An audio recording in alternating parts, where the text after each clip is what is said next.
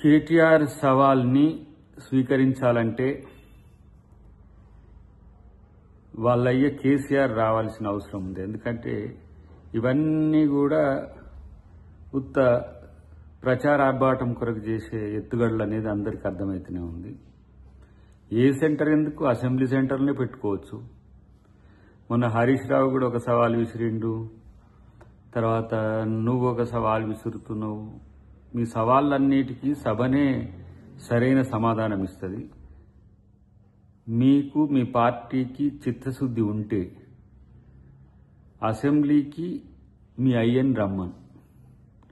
అసెంబ్లీకి మీ అయ్య వస్తే ఏ సెంటర్ అక్కర్లే, అసెంబ్లీ సెంటర్లోనే అన్నీ చర్చించుకోవచ్చు.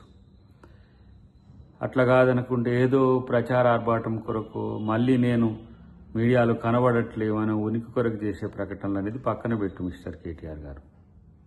ఎందుకు ఈ మాట చెప్పాల్సి వస్తుందంటే మీకు ఇదొక ఏమంటాము తంతుగా మారింది. సవాళ్ళు విసిరి ఆడికి వస్తావా ఈడికి వస్తావా. మరి మీ డాడీ ఎక్కడికి రావట్లేడు, మరి ఎవరు ఆయన ప్రతిపక్ష నేతనా, లేకపోతే ఏమైనా రాజనుకుంటుండా, లేకపోతే ఏంది మీ కథ, ఏంది మీ పార్టీ, ఏంది మీ ముచ్చట, ఏంది? ప్రెస్ మీట్లో లేకపోతే ఇంటర్నల్గా కూర్చొని చర్చించి లీకులో ఇట్లా చేస్తాం అట్లా చేస్తామని అని చెప్పి మీ అంటుంటాడు. మీరేమో మీ ఇంట్లో ముసలాన్ని కప్పిపుచ్చడానికి నువ్వు ఒకసారి, మీ బావ ఒకసారి, మీ చెల్లి ఒకసారి. అసలు అర్థం కానిది ఏంటంటే మీ దాంట్లో ముసలాం గురించి ఎవరు సపోర్ట్ చేస్తలేరు, కానీ ఇంకో సమస్య గురించి మీరు చర్చిస్తే మీ చిత్తశుద్ధి మీద ఎవరికి నమ్మకం ఉంటుంది? ఇలా రైతు సమాజం గురించి రైతులందరికీ తెలుసు. వ్యవసాయం గురించి కాంగ్రెస్ ప్రభుత్వం ఏం చేస్తుంది, 6 గ్యారెంటీల గురించి ఏం చేస్తుంది, అందరికీ ప్రజలందరికీ కూడా అప్పేరెంట్గా గ్రామాలు చెబుతున్నాయి. ఇప్పుడు సన్న బియ్యం నుంచి మొదలు పెడితే ప్రతి ఒక్క పథకం ఏందనేది ప్రజలు చర్చించుకుంటారు. అసలు మీ ముచ్చటేంది? మీతో కవిత ఉన్నట్టా లేనట్టా, మీ పార్టీనా కానట్టా, అసలు ఆ దయ్యాలెవరో తెలియకుండా మీరు కొట్లాడుకుంటూ మీ అంతర్గత సమస్యల కోసం, మీ ఉనికి కోసం ఇలాంటి వాదాలు, ప్రతివాదాలు, సవాళ్ళు, అస్తిత్వాల కొరకు పోరాటాలు ఎవరు మిమ్మల్ని పట్టించుకోరు. ఆ విషయం ఫస్ట్ మీరు తేల్చుకోండి. మేం ప్రభుత్వం రైతుల గురించే కాదు, మేమిచ్చిన ప్రతి అంశం మీద కూడా దేనికైనా అసెంబ్లీ వేదికగానే సిద్ధంగా ఉంటామనేది ముచ్చట గుర్తుపెట్టుకోండి.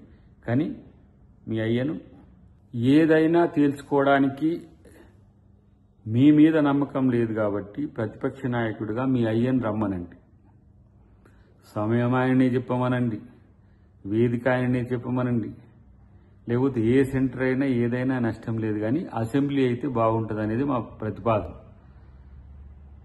రైతుల సమస్యలే కాదు, అన్ని రకాలు మీరు ఏ ప్రశ్నలైనా అడగొచ్చు, ఏదైనా సమాధానం చెప్పొచ్చు. మీ ఇష్టం వచ్చిన సమయం ఉంటుంది.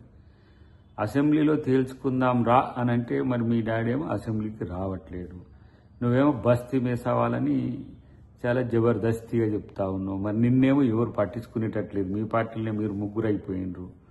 కాబట్టి ఇట్లాంటి పరిస్థితుల్లో కాంగ్రెస్ పార్టీ ఎవరితో చర్చించాలి, లేకపోతే ప్రభుత్వం ఎవరితో చర్చించాలి అని అంటే ప్రతిపక్ష నాయకులతో చర్చిస్తారు. మీలాంటి వాళ్ళతో చర్చించాలంటే మీ క్రెడెన్షియల్స్ సమస్య ఉంది. మీతో ఇప్పుడు నీతో చర్చిస్తే మీ బావ, మీ బావతో చర్చిస్తే మీ చెల్లె, మాతో ఎందుకు చర్చించాలని మళ్ళా తెర మీదకి ఇంకో సమస్య వస్తుంది. కాబట్టి ఫస్ట్ మీరు ముగ్గురు తేల్చుకొని ఎవరో మీ డాడీ తర్వాత మీ డాడీనేమో ఎక్కడికి వస్తాడో రమ్మనండి. మీ డాడీని తీసుకొని నువ్వు, మీ డాడీ, మీ పరివారం అంతా వస్తే ఎక్కడనైనా దేనికైనా ప్రభుత్వం సిద్ధం, కాంగ్రెస్ పార్టీ కూడా సిద్ధం. Subscribe us and press the bell icon for more interesting updates.